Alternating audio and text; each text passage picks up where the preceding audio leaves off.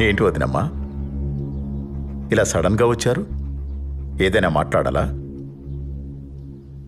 వివేక, ఆయన చనిపోయాక నువ్వు చాలా మారిపోయి ఉండావప్పా. ఆస్తి గురించి వస్తే కొడుక్కి, షర్మిలకి, నాకు సపరేట్గా ఇస్తానని చెప్పుండావు. జగన్ మనసు ఎంత బాధపడుండాదో తెలుసా? మాలో మాకే నువ్వు గొడవ పెట్టబోతుండావు. ఈరోజు నేను మీకో దుర్మార్గుడిలా కనిపిస్తుండానేమో, కానీ నా మాట మాత్రం మీరు మర్చిపోగాకండి. ఏదో ఒకరోజు మిమ్మల్ని ఇద్దరినీ ఆ జగన్, భారతి రోడ్డు మీద నిలబెడతారు.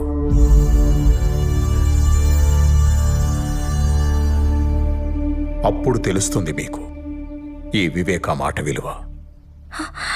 అలాంటి పరిస్థితి మాకెందుకు వస్తుంది చిన్నాయనా?